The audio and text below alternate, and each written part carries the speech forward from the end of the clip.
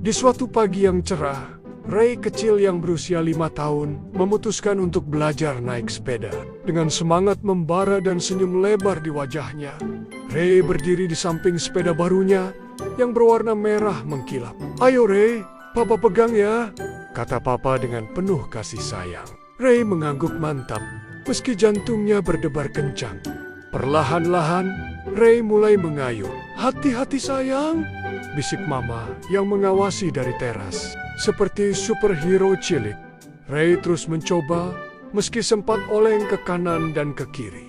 Tapi aps, tiba-tiba, bruk, Ray matanya mulai berkaca-kaca dan tangisnya hampir pecah. Namun sesuatu yang lucu terjadi. Ray tidak sengaja kentut. Papa dan Mama tertawa geli dan Ray pun ikut tertawa terbahak-bahak. "Ayo, coba lagi," seru Ray dengan semangat yang lebih besar dari sebelumnya. Jangan lupa like, subscribe, dan share ya. Sampai jumpa di petualangan berikutnya.